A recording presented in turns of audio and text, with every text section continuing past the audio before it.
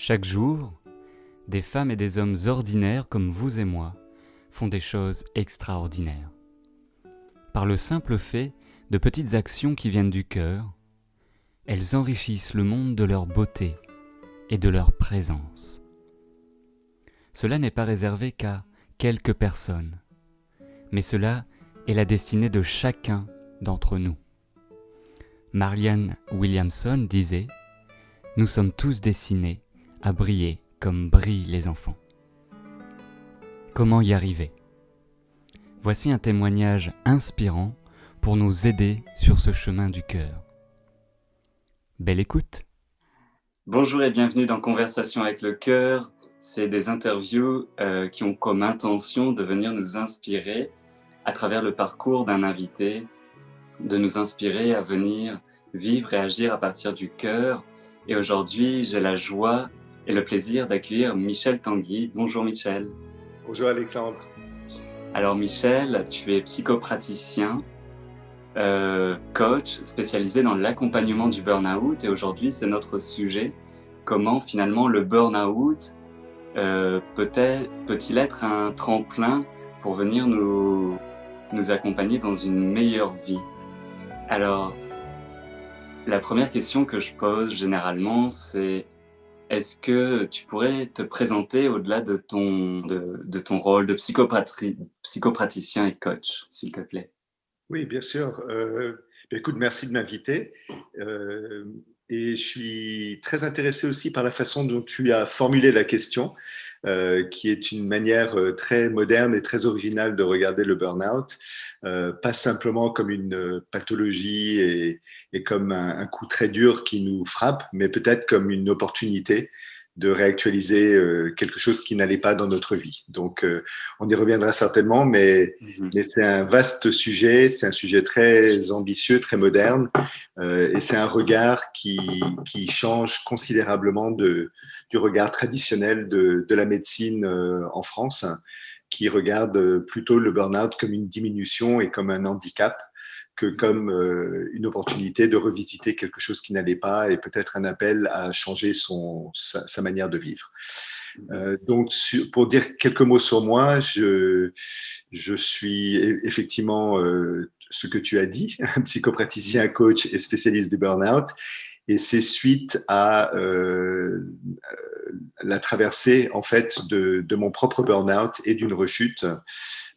J'étais pas du tout prédisposé en fait à accompagner les autres sur le sujet du burn-out. J'ai travaillé en entreprise pendant 27 ans.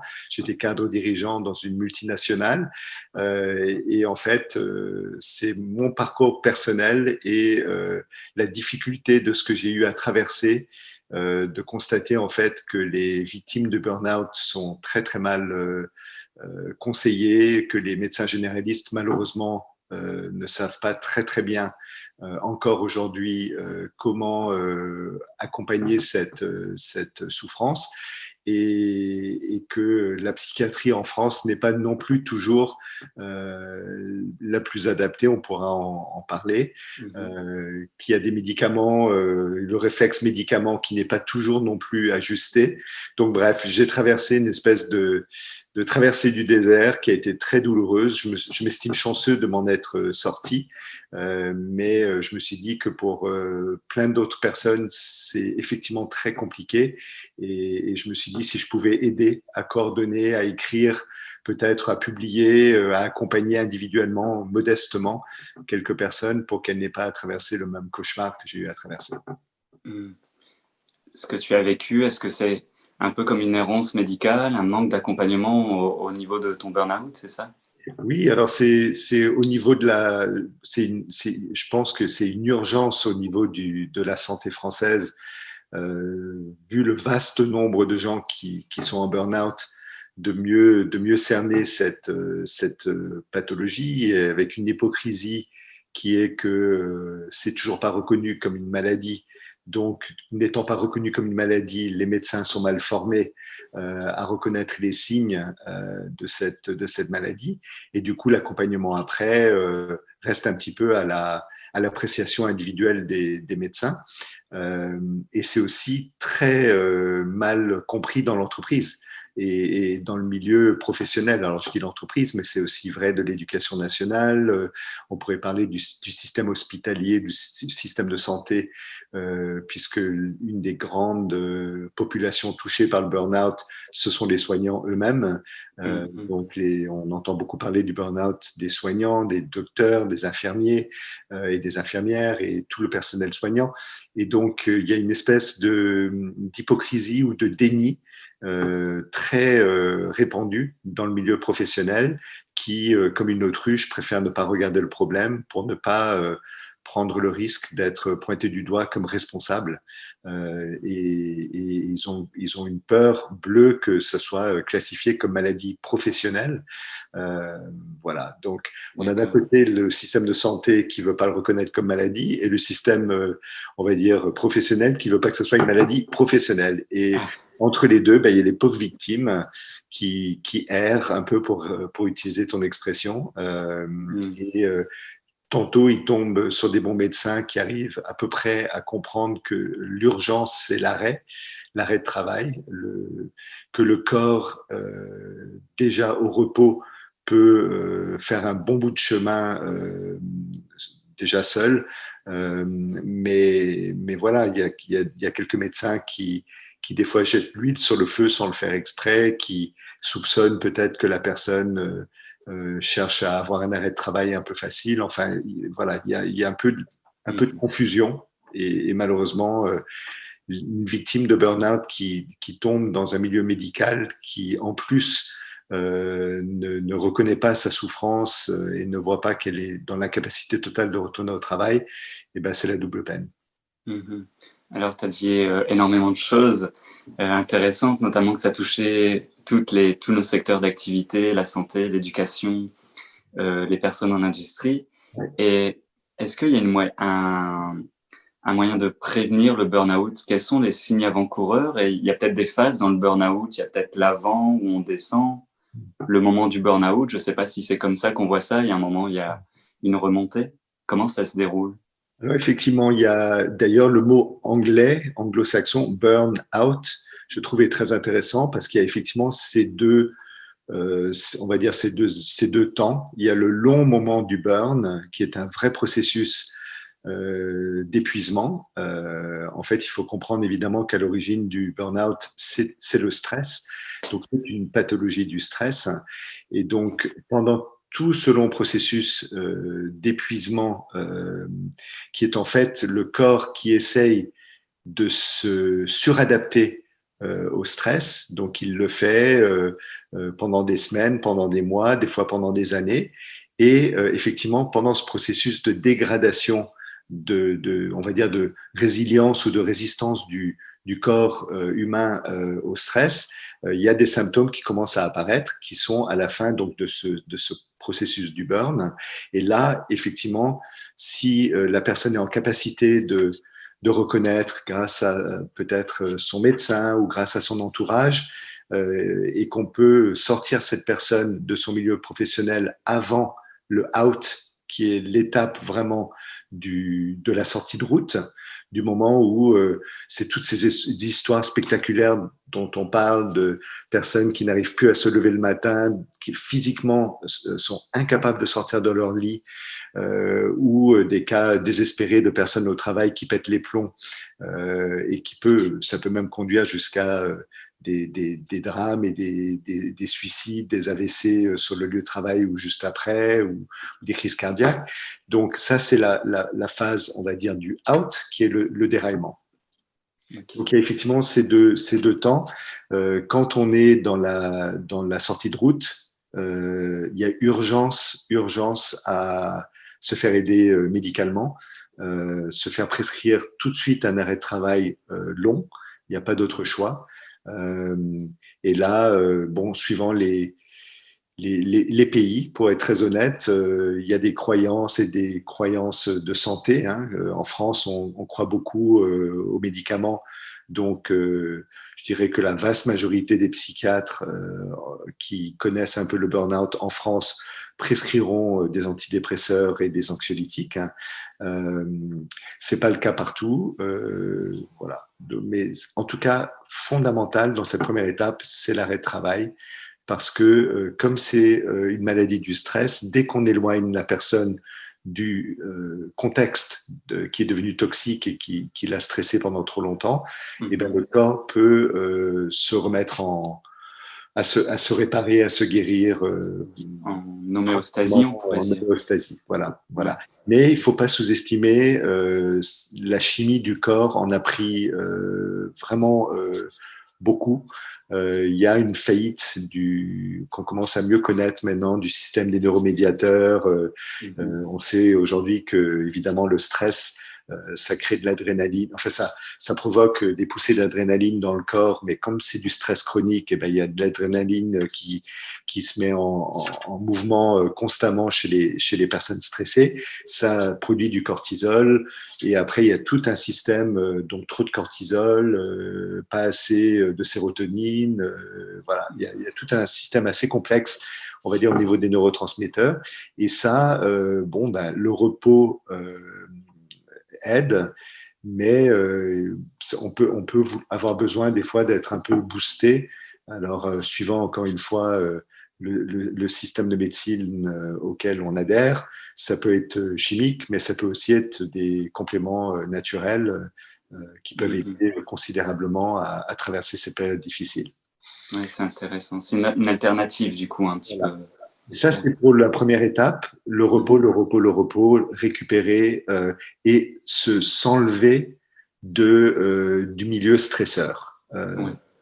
Donc, on le dit d'ailleurs, les entreprises qui connaissent un petit peu le burn-out savent maintenant que il faut plus parler à la personne, il faut informer les équipes autour de ne pas prendre contact avec la personne pour qu'elle puisse justement s'isoler de ce milieu qui est devenu très toxique et qu'elle puisse récupérer sur des semaines, voire des mois.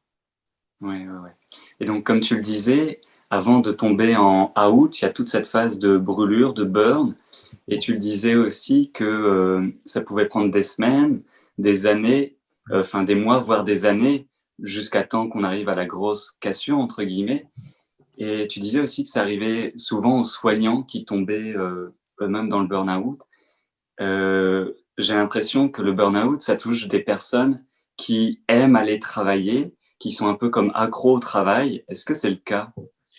Alors, c'est vrai qu'on sait aujourd'hui, les experts sont à peu près tous d'accord, hein, qu'il y a une personnalité à burn-out. D'accord.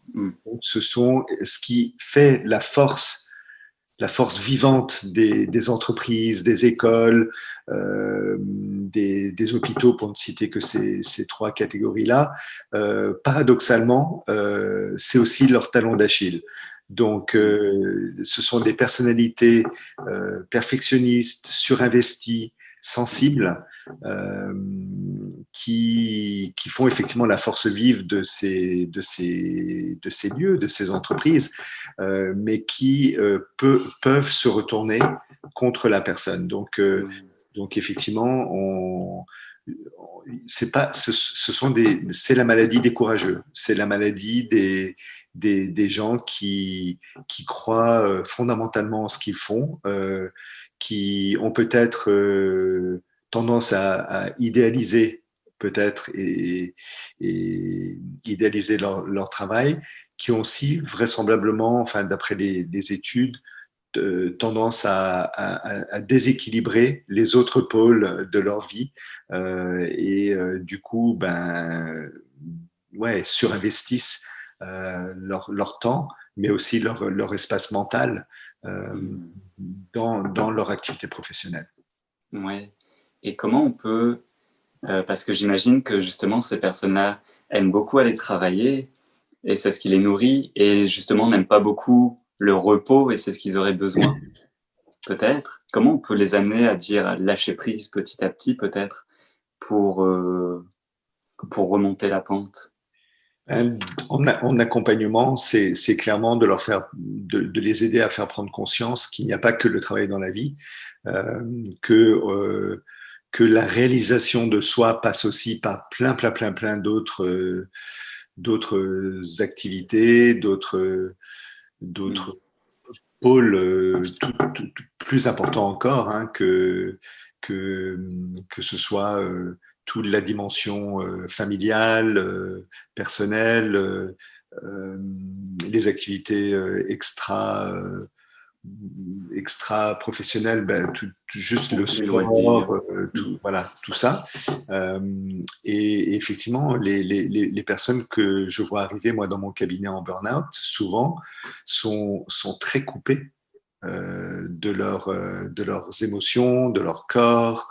Elles n'écoutent plus depuis très, très, très longtemps ce que leur corps a à leur dire. Ce qui fait d'ailleurs que quand les premiers signaux apparaissent, elles ne les voient pas. Elles ne les mettent certainement pas sur le dos du fait qu'elles travaillent trop et dans un contexte qui ne leur convient plus, parce que je voudrais pas non plus qu'on caricature le burn-out n'est pas que une histoire de trop travailler. Il y a du trop Ouais. qui d'ailleurs vient de la personne en partie, mais qui vient aussi de l'environnement dans lequel elle est. Hein. Il y a des personnes qui ne choisissent pas de travailler trop. On leur donne trop de choses à faire. Donc il y a du trop. Mais le burn-out, c'est aussi la maladie enfin la maladie, c'est une conséquence aussi du pas juste. Euh, c'est quand la personne fait trop de travail, mais aussi dans un contexte qui lui paraît pas juste, qui peut lui paraître absurde, où il peut y avoir des injonctions paradoxales, contradictoires, un manager qui lui dit de faire une chose un jour et le lendemain l'opposé. Dans des hôpitaux, on leur demande de bien prendre soin des gens, mais où on leur organise un espèce d'emploi du temps où il y a beaucoup trop de tâches administratives et voilà, où il y a une espèce de contradiction chez la personne entre ce pourquoi elle travaille, hein, et ce qu'on lui demande de faire. D'accord, ok. Il y a cette notion de trop plus d'injustice qui va venir Voilà. amener à l'épuisement. Et donc, toi, les personnes, quand elles viennent te le voir, elles sont à quel niveau dans leur burn-out? Est-ce qu'elles sont dans le burn ou c'est arrivé? Alors, Ou- l'avantage d'être coach et psychopraticien, c'est que j'arrive via le coaching de temps en temps à avoir des personnes qui viennent me voir avec un objectif de coaching qui peut m'alerter tout de suite dans l'accompagnement sur le fait qu'elles sont dans une étape très avancée du burn. Et là, je peux essayer, en tout cas, de leur montrer qu'il y a chez elles des indicateurs qui peuvent m'alerter. Et voilà. Mais après, souvent, ces personnes-là décident de ne pas revenir. J'ai une cliente, par exemple, qui était venue me voir parce qu'elle sentait qu'elle était au bout du rouleau et qu'elle était épuisée, mais elle venait me voir avec un objectif de coaching, de l'aider à être plus dure, plus résistante encore, un peu comme ces boxeurs dans le ring qui vont demander à leur coach de leur donner des drogues pour tenir Ouais, encore ouais, ouais. alors que la partie est perdue. Mhm. Et quand je suis face à ça, ça me crève le cœur parce qu'évidemment, mon rôle de coach, je ne peux pas l'accompagner vers un objectif qui n'est pas écologique pour elle. Donc, je lui dis, j'essaie de l'amener à réaliser que peut-être c'est plutôt du repos qu'il lui faudrait, ou prendre soin d'elle, ou apprendre à mieux fixer ses limites, mieux séparer son temps de travail de son temps perso, dégager de l'espace mental, enfin tout ça. Mais si elle ne veut pas entendre et qu'elle ne revient pas, heureusement, les gens sont libres encore de faire ce qu'ils veulent. Mais c'est pour dire que cette étape de prévention est parfois très, très, très compliquée parce que la personne elle-même est dans le déni et parfois son pire ennemi. Ouais. Et la famille s'en rend compte parce que quand on arrive à la dernière étape du burn avant la sortie de route, il y a des signes qui deviennent très très très visibles pour l'entourage.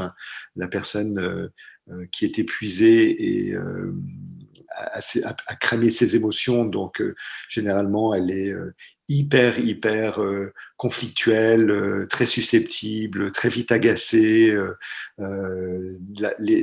L'entourage d'ailleurs ne reconnaît plus parce que comme elle a saturé en stress, avant elle était capable de supporter des niveaux de stress très élevés. C'est ce qu'elle a fait pendant trop longtemps. Et là, d'un seul coup, ben, quand ça déraille, la moindre petite contrariété fait sortir la personne de ses gonds et du coup l'entourage ne la reconnaît plus. Donc ça, c'est un signe dans les comportements. La personne, la victime d'un burn-out avant de faire sa sortie de route, on observe beaucoup de tentatives entre guillemets de cacher ça, donc elles vont ou d'autoréguler. Donc on va voir des prises de substances, des gens qui vont prendre de l'alcool pour essayer de gérer ce stress qui est devenu ingérable pour eux. Ouais. Et donc, tout ça, est-ce que la famille, elle peut, qu'est-ce qu'elle peut faire dans ce cas-là? Elle voit ce changement de comportement progressif qui arrive, hein, la Ouais. personne qui se plaint d'être aussi plus fatiguée. Souvent, il y a aussi des signes physiques, hein, Mm. donc des maux de tête, des insomnies, comme le stress peut se positionner sur certaines fragilités corporelles. On retrouve des gens qui auront des maux de dos beaucoup plus fréquents, des lombalgies, des problèmes au cou, etc. Et donc les proches voient ça et peuvent peut-être mettre des morceaux du puzzle en place plus facilement que la personne concernée, qui de toute façon ne voudra pas accepter l'idée ou rarement acceptera l'idée qu'elle est épuisée. Ouais. C'est en tout cas le déni est le principal problème dans la prévention et la demande d'aide. Hein. Ouais. Souvent, les personnes ne veulent pas qu'on les arrête.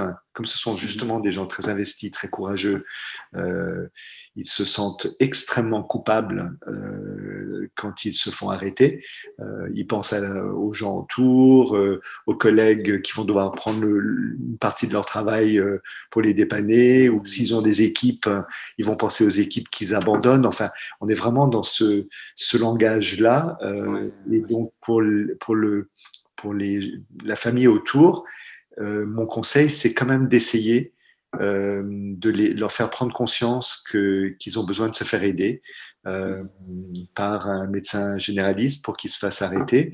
Mais s'ils ne peuvent pas l'entendre, au moins d'aller voir un coach spécialisé qui peut accompagner le burn-out et qui saura peut-être trouver les mots, même si là encore, c'est pas toujours simple, mais au moins il y aura à un moment donné des opportunités de prise de conscience qui peuvent aider, quoi. Eh bien, tu fais bien la transition, justement, lorsqu'on appelle un coach thérapeute comme toi qui est spécialisé en burn-out. Qu'est-ce que la personne va être amenée à faire? Qu'est-ce que vous faites ensemble? Alors là, on parlait de la prévention, l'étape du burn. Donc, et tu me demandais qui j'accompagne en majorité. Alors, la majorité, moi, de mes clients en burn-out sont effectivement des clients qui ont fait leur sortie de route, donc qui savent, quand les médecins conseillent convenablement, qu'il faut une psychothérapie. Il n'y a pas d'autre choix que de faire une thérapie pour accompagner ce passage particulier qui est très compliqué et très pointu. Je le dis bien parce que je pense que tout le monde n'accompagne pas le burn-out. Enfin, n'importe qui plutôt ne peut pas accompagner le burn-out. Et donc, il y a cette population-là. Et j'ai aussi une population de clients qui n'ont pas été soignés correctement, ont repris et font des rechutes, ou font une rechute. Et la rechute est généralement plus difficile d'ailleurs que le premier burn-out, parce qu'elle est généralement accompagnée vraiment d'une véritable dépression avec une perte de foi dans la vie, une perte de sens, enfin, c'est très, très, très compliqué. Donc moi, j'accompagne vraiment beaucoup ces deux cas de figure-là, c'est-à-dire vraiment des gens qui ont fait leur sortie de route et qui sont dans cette première étape de déboussoler, je ne sais pas quoi faire, aidez-moi, et ceux qui reviennent parce qu'ils ont fait une rechute et qui disent ben, je comprends pas, est-ce que je vais être condamné à ne plus jamais pouvoir travailler comme avant, qui n'ont plus de sens, ben, même dans leur vie. Et là, là aussi, il y a plusieurs étapes pour faire simple. Hein. Il y en a 4. Il y a la première étape qui est absolument fondamentale, on en a parlé un petit peu, c'est l'étape du retrait. Là, j'accompagne exclusivement la personne d'abord à s'assurer qu'elle se fait arrêter correctement, qu'elle est OK avec ça. Donc, on travaille vraiment sur ça, d'apprendre à lâcher, lâcher prise, accepter que c'est une maladie, accepter que c'est une maladie qu'il faut traverser, que les symptômes que la personne vit sont les symptômes de cet épuisement. Donc là, c'est tout un travail c'est une thérapie de consolidation, hein, de soutien et de consolidation. Et il n'y a rien à faire d'autre que d'essayer d'accompagner la personne à juste se reposer, récupérer et peut-être reprendre petit à petit le pilotage de sa vie.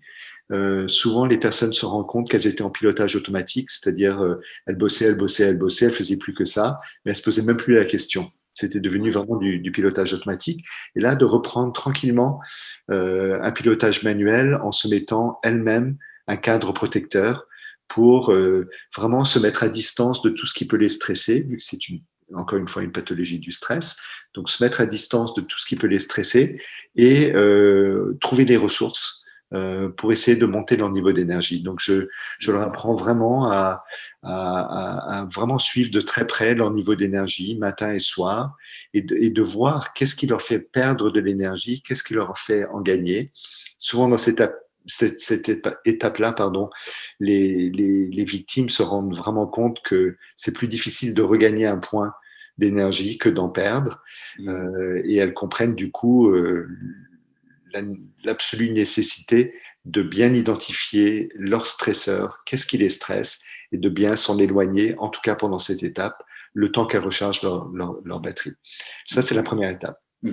Après, il y a une deuxième étape que malheureusement, beaucoup d'accompagnants négligent, qui est l'étape du deuil professionnel, du deuil de qu'est-ce qui n'était pas juste, enfin de vraiment prendre le temps d'aller explorer qu'est-ce qui, dans ce contrat que j'ai eu avec moi-même ou peut-être avec mes parents, de devenir médecin, de devenir infirmière, de devenir cadre, dirigeant dans une entreprise.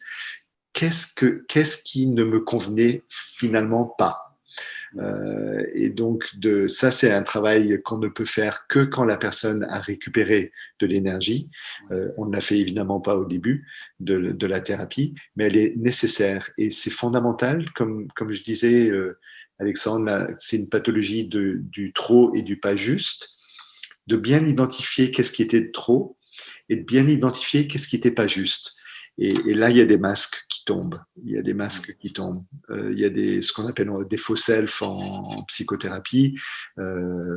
Et petit à petit, la personne prend conscience que peut-être elle n'était pas alignée avec son axe, son énergie vitale, son feu sacré, enfin appelons-le suivant son système sa nature profonde de croyances et de références de l'humain.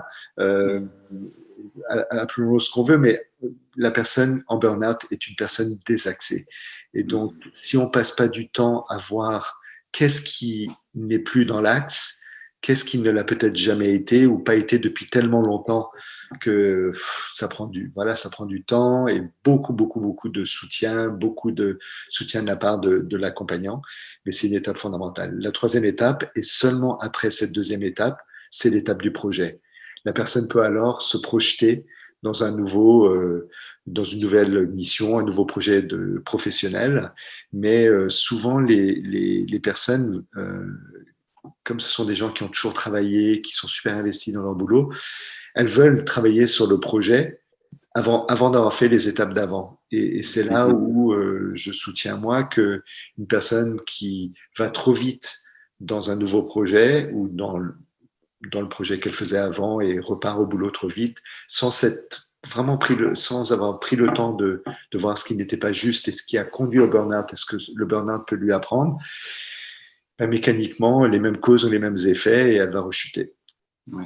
Donc c'est très important, les deux étapes que tu viens de mentionner, Oui, celle de, comment on peut appeler ça, un peu protection, voilà, de la pause, de récupération, repos, apprendre à se soigner, prendre soin de soi, ça c'est ouais, le retrait, la première étape. retrait, la deuxième étape, du coup, c'est l'étape Du euh, deuil, de, du décès de la fausse personne peut-être que je croyais être, qui était ouais, moi Michel, cadre, euh, patron de grosses marques, je croyais que j'étais devenu quasiment que ça. Je vivais, je pensais que par rapport à même les marques que je dirigeais, et j'avais, voilà.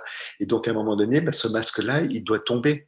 Euh, mhm, parce que quelque part, c'est celui-là qui m'a conduit aussi droit dans le mur.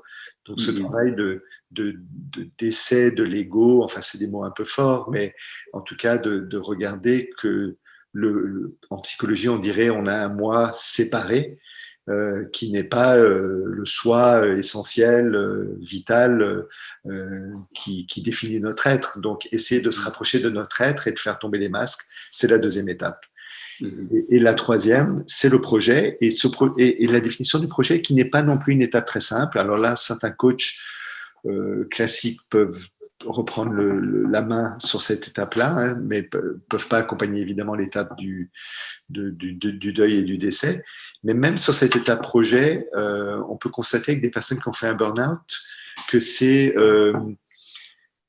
parfois difficile de recontacter les désirs et les envies.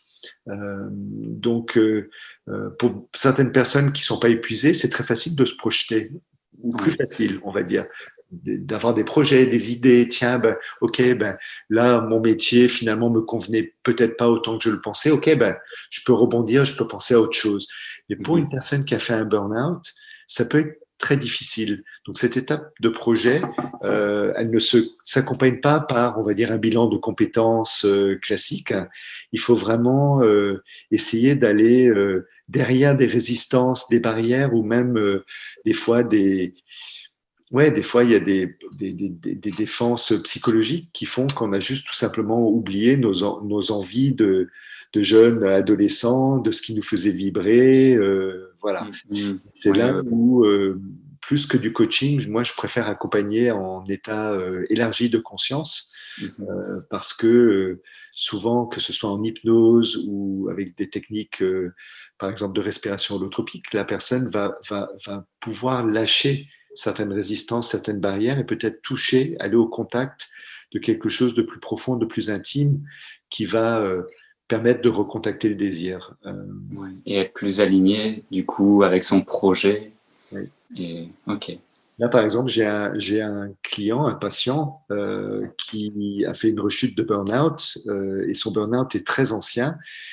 Et ce sont les cas les plus difficiles, les plus douloureux parce que à un moment donné, si le deuil si la thérapie n'est pas faite après le premier burn-out, la personne, en fait, au lieu de faire ressortir toutes ces émotions liées à la perte subie de son travail et de sa carrière professionnelle qui s'est fracassée, par exemple, va retourner toutes ces émotions négatives contre elle-même.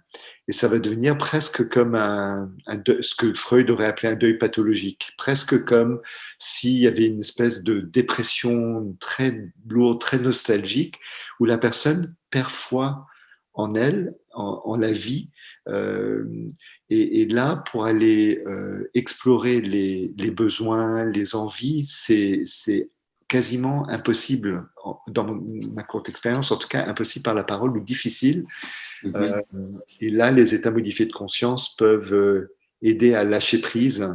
Euh, quand on a j'ai un client qui me dit chaque jour, je me couche en me disant encore une journée de perdu.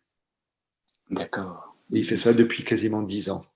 mhm, Donc, et quand je lui demande, par exemple, ben, quels sont vos besoins, qu'est-ce qui vous met en joie, il va me demander, pouvez-vous définir le mot joie? Mhm. Qu'est-ce qui vous épanouit dans la vie? C'est quoi épanouir? Donc, le burn-out les a tellement décrochés son axe vital, de sa flamme, de sa vitalité, de son énergie de fond, que on a du mal à aller la retrouver tellement il y a des protections et des barrières. Voilà. Ouais, ouais. Dans ce cas-là, du coup, tu passes par les états élargis de conscience, c'est ça? C'est là où les états élargis de conscience peuvent, mais c'est pas non plus un miracle, hein, Ouais, ouais, ouais. elles peuvent dissiper des résistances certains matériaux refoulés peuvent remonter. Et la personne, par exemple, en respiration holotropique, donc en état de transe, peut se connecter à quelque chose de plus vaste que sa dépression profonde. Mhm. Se rendre compte qu'il n'est pas que ça, qui avait une personne qui, à l'intérieur de lui, existait bien avant ce burn-out, existe encore aujourd'hui, simplement il ne la voyait pas et il peut la contacter dans ces expériences-là, très corporelles, comme je disais, souvent les personnes sont très coupées de leur corps. Ouais. Et là, petit à petit, le chemin d'ouverture peut se faire. Mais ce sont les cas les plus extrêmes, hein, Ouais. ne sont pas, Dieu merci, tous comme ça. Pour eux. Donc ça, la phase projet, c'est la troisième étape. Je crois qu'il y a une quatrième étape, tu disais? Oui, et après, donc, quand la personne reprend, c'est aussi une étape délicate. Quand la personne Ouais. met le pied à l'étrier, reprend soit un nouveau projet, souvent ce sont les personnes en tout cas que j'accompagne qui arrivent à traverser et sortir victorieux de leur burn-out, souvent arrivent d'eux-mêmes très vite à la conclusion qu'ils ne peuvent pas retourner là où ils étaient. Ouais. Alors, je prends vraiment je dis c'est mon expérience d'accompagnement, c'est aussi ce que j'ai traversé et c'est ce en quoi je crois. Néanmoins, j'ai aussi été formé en Suisse par une experte en burn-out qui s'appelle Catherine Vazet, qui a un centre de burn-out où elle accompagne des victimes. Et elle dit avec une certaine fierté que 85% de ses clients et patients retournent dans le même poste et la même entreprise.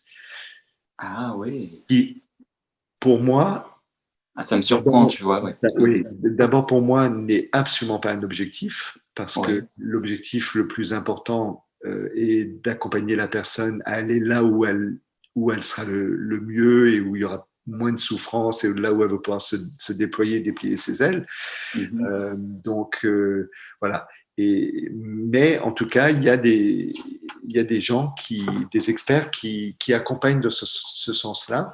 Euh, bon, moi, c'est pas du tout mon expérience. Je constate que dans une vaste majorité de cas, la personne, pour se sentir bien et pour pouvoir justement ne pas se retrouver dans un environnement où elle va retrouver ce qui n'était pas juste, parce que souvent, il faut Bah oui. malheureusement pas se leurrer, les entreprises ne se transforment pas pour la personne, ils Mhm. demandent à la personne de se transformer. Donc, ils vont la mettre dans des postes différents, mais en soi, l'entreprise n'aura pas fondamentalement changé. Mhm. Donc, bref, mais quel que soit le scénario, c'est-à-dire que ce soit un changement de poste, des fois un changement de carrière radical, ou alors une intégration dans la même entreprise, c'est fondamental d'être accompagné pendant cette étape de reprise. Parce que chasser le naturel, il revient très vite au galop. Comme on parle vraiment de personnalité à burn-out, même si on a travaillé pendant des semaines, voire des mois, à euh, permettre à la personne de diminuer son niveau d'exigence, de perfectionnisme, peut-être de travailler avec elle sur ses idéalisations, lui apprendre à poser ses limites, à savoir dire non. Tout ça, on peut évidemment travailler et on le fait, mais ça reste quand même fragile au départ Ouais. et la personne qui reprend le boulot peut reprendre avec ses vieux réflexes Ça y est, je suis guéri et tout content, je me relance et je me relance à fond. Et si la personne n'est pas accompagnée pour que on soit là à lui rappeler le cadre protecteur, est-ce que vous faites bien attention, vous avez bien identifié vos ressources, vos stresseurs.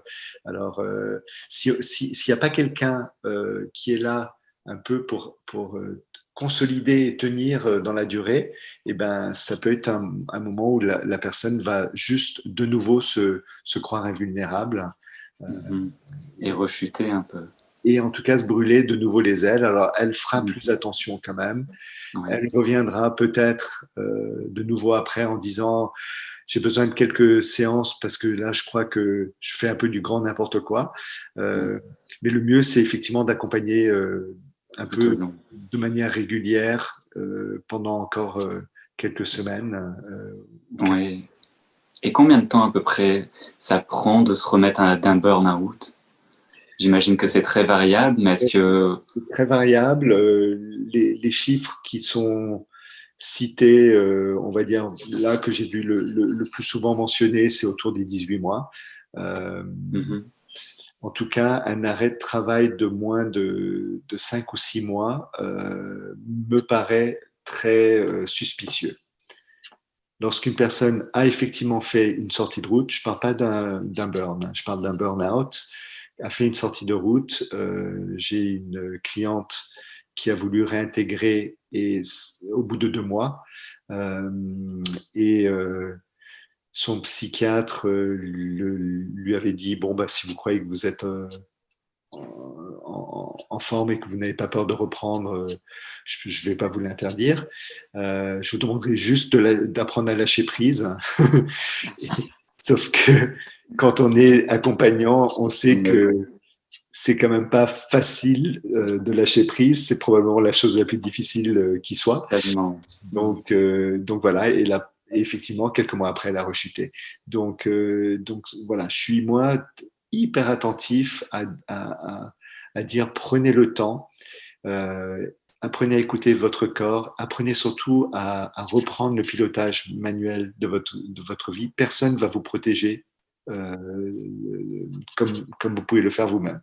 C'est sûr qu'une entreprise a d'autres choses à faire, un hôpital a d'autres choses à faire aussi, même s'ils sont légalement tenus de protéger leurs employés. Individuellement, quand on est une personnalité à vouloir beaucoup de reconnaissance, à se surinvestir dans le travail, à idéaliser un certain nombre de choses, si on n'apprend pas soi-même à se protéger dans des contextes qui peuvent de nouveau nous fragiliser et créer de nouveau un stress qu'on n'arrive pas à gérer, ben, personne ne le fera à notre place. Donc, moi, c'est un petit peu mon leitmotiv avec mes clients, c'est de les aider avec ces apprentissages-là. Ouais, ok. Donc c'est vraiment une voie qui nous amène à nous reconnecter. Le burn-out, si on pourrait dire ça, que c'est vraiment une voie dans laquelle qu'on emprunte malgré nous, mais qui nous apprend finalement à nous reconnecter avec notre corps, avec nos besoins, avec notre nature profonde, pour ensuite nous diriger vers ce dont on est, ce qui nous fait le plus vibrer. Oui. J'entendais François Lemay, qui est une personnalité québécoise, qui disait le burn-out, c'est la plus belle chose qui m'est arrivée. Oui. Comment on peut arriver à dire ça, justement?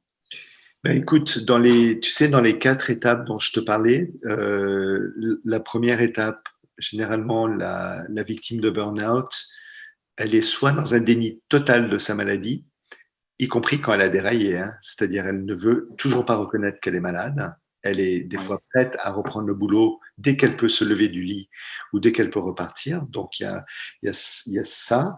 Ou alors elle va complètement s'identifier à son burn-out et se coller à sa maladie et on aura du mal à la détacher.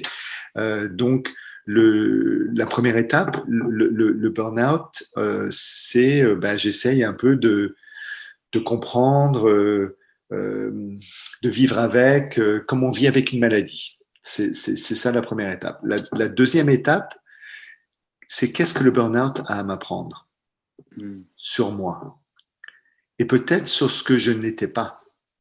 C'est important ce que tu dis là, je trouve, parce qu'on a tendance très souvent à se placer comme victime. Et je trouve qu'à partir du moment où on se pose cette question, bah Oui, tiens, qu'est-ce que ça m'apprend? oui. J'ai l'impression qu'on prend la responsabilité. Exactement. Comme ce que je te disais du pilotage manuel qu'on reprend après Ouais. un pilotage automatique de sa vie. Mhm. Donc, on est victime dans une première étape. Il n'y a aucun doute. Moi, je n'irai jamais jusqu'à dire que le burn-out n'est pas une maladie. Quand on fait la sortie de route, c'est une maladie et il faut un arrêt de travail. Et il faut un arrêt de travail long. Et les symptômes sont des symptômes graves, dangereux. Donc, cette première étape, incontestablement, c'est une pathologie.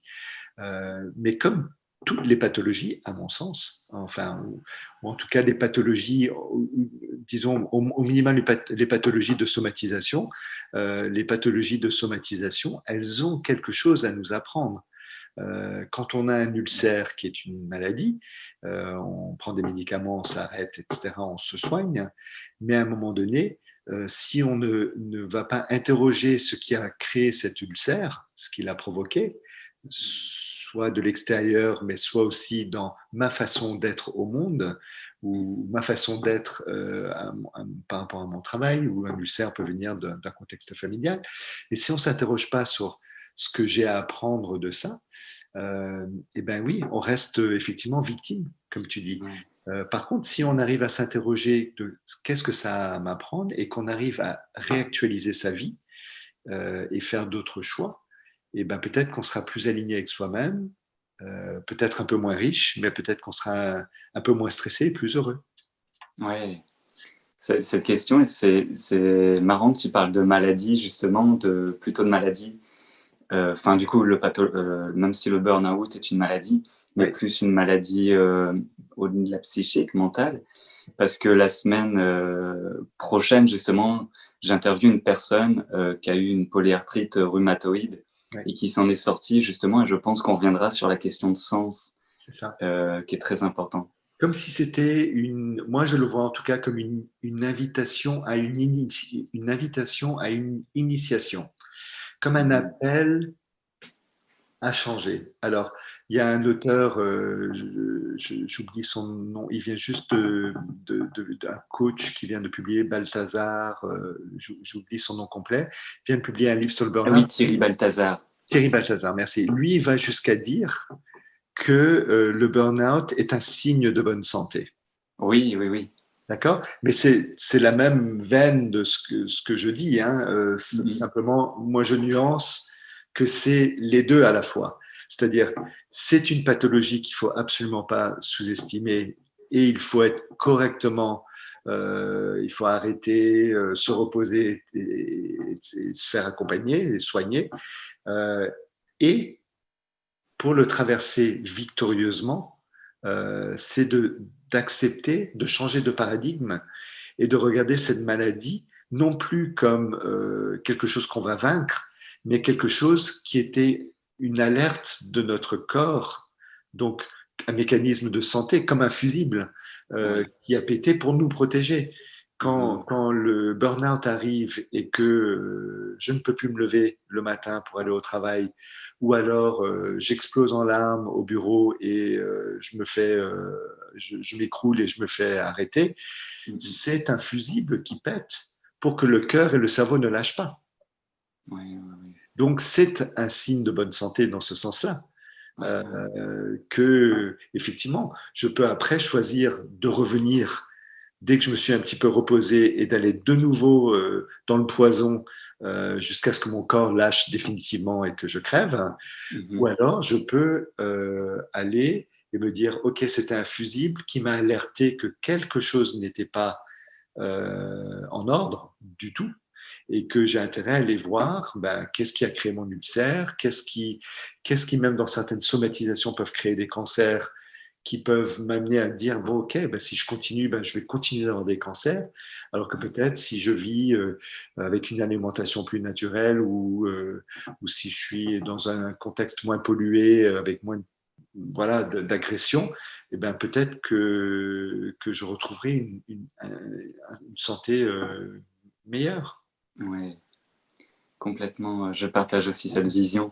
Et j'ai une personne qui m'a demandé, d'échanger justement, est-ce que le burn-out, c'était lié à un manque d'ancrage physique? Alors j'ai ma petite réponse quand je fais du yoga, mais quel est ton avis là-dessus? Un manque d'ancrage, je Peut-être dirais pas. peut-on définir un peu l'ancrage, Ouais. selon toi? Si un ancrage, c'était une présence au corps et une présence au Alors, présent peut-être? dans ce sens-là, oui, mais ça peut être aussi, je prends mon cas personnel, moi je pratique du yoga depuis 30 ans Hmm. et néanmoins j'ai fait un burn-out. Ah oui, intéressant. Donc mais j'ai négligé mon corps pendant 5 ans, les 5 ans qui ont précédé mon burn-out, parce que j'ai fait des mauvais choix que je reconnais maintenant, hein, de des mauvais choix, des mauvaises priorisations, comme on en fait tous, mais où j'ai privilégié mon travail, où j'étais jeune papa, donc quelque part dans ma tête, je me disais, j'étais papa ne vivant pas avec la maman, où je me disais que le moment où j'avais ma fille, eh ben, il fallait que je sois pleinement avec elle. Mais c'est une vaste connerie. Si c'est les seuls moments, c'était les week-ends, c'était les seuls moments où je travaillais pas et où je ne voyageais pas, et que ma vie d'un seul coup c'était 90% de temps de travail et 10% de temps avec ma fille et zéro temps pour moi, c'est un mauvais choix. Donc, Mhm. à un moment donné, bon, c'est facile de refaire l'histoire après, mais je me suis coupé de mon corps à ce moment-là, alors que ma pratique de yoga m'aurait peut-être permis de rester plus attentif aux signes et Oui, oui, oui. encore essayer de me donner. Mhm. Mais je dirais pas, par exemple, que quelqu'un de structurellement euh, détaché de son corps, parce qu'on en connaît, hein, des gens qui sont comme ça, qui ont du mal à s'ancrer, qui sont beaucoup dans la tête ou même dans les terres, éther, Présent. l'apostrophe E-T-H-E-R. Je dirais pas que ce sont forcément des personnalités qui vont faire plus de burn-out que les autres. Euh, Mhm. Encore une fois, si c'est juste pour elles d'être comme ça et que leur activité professionnelle est juste, c'est OK. Absolument. Oui, je te rejoins aussi sur ce point. Et sur le fait que tu fais que tu as fait du yoga et que tu as quand même fait un burn-out, il est vrai que j'ai vu beaucoup de personnes en cours de yoga très dans la perfection de la posture, que la posture doit être comme ça et pas autrement, et très stricte avec elles-mêmes et avec leur corps. Et moi, du coup, j'enseigne un yoga tout autre, qui est justement l'acceptation de ces possibilités dans l'instant. Peut-être qu'hier, on pouvait faire une posture, peut-être qu'aujourd'hui, on peut pas la faire, mais c'est pas grave. Ce qui compte, c'est l'acceptation de ce qui est dans l'instant, quoi, qui est vraiment important. Mais même si on fait du yoga ou qu'on a une pratique de relaxation, si on la fait tout, tout en étant très rigide plutôt, parce qu'on a affaire plutôt à des personnalités rigides en burn-out, eh bien, ça va quand même casser, quoi. Donc c'est pas, ça peut aider, mais ça dépend de la manière dont c'est pratiqué, et si c'est pas juste, comme Exact. tu dis. Mhm. Michel, on arrive à la fin de notre conversation. Est-ce que tu aurais une dernière phrase, un dernier mot, un dernier message peut-être à transmettre? Euh, J'aurais peut-être, bah, d'abord merci, hein, merci de m'avoir invité, et peut-être l'idée que le sens qu'on donne à sa vie est quelque chose. Prendre soin de soi, c'est aussi prendre soin du sens qu'on donne à ce qu'on fait au quotidien et au sens qu'on donne à sa vie. Et que quelque part, souvent, le manque d'énergie vitale, c'est simplement qu'on a saboté un petit peu le sens de sa vie. Donc voilà, il y a cette interrogation avec laquelle je suis, qui est vraiment prendre soin de soi, de son corps, évidemment, du temps pour soi, de se reposer, mais aussi faire l'effort vraiment de, de, de se questionner sur le sens de sa vie. Euh, pourquoi cette incarnation si je suis là, c'est que j'ai fait le choix de cette incarnation. Et du coup, ben, comment je peux lui mettre pleinement du sens? Voilà. Mettre pleinement du sens et de l'énergie dans cette incarnation. Super. Merci beaucoup Michel en tout cas Merci pour tout ce que Alexandre. tu nous as transmis. Et Merci. donc toutes les informations pour te contacter, pour te suivre, se retrouvent en dessous la vidéo YouTube. Donc comme ça, les personnes qui en ont besoin pourront te contacter, voir ce que tu proposes, etc. Donc voilà pour ça. Merci beaucoup de ta présence et d'avoir échangé, Michel. Merci pour ton invitation. Et Merci à toutes les personnes aussi qui nous ont regardés.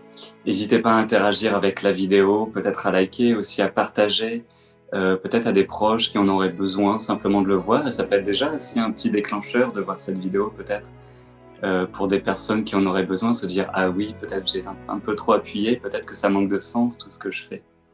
Donc n'hésitez pas à interagir avec les vidéos. Je vous remercie et je vous dis à bientôt. Prenez bien soin de vous.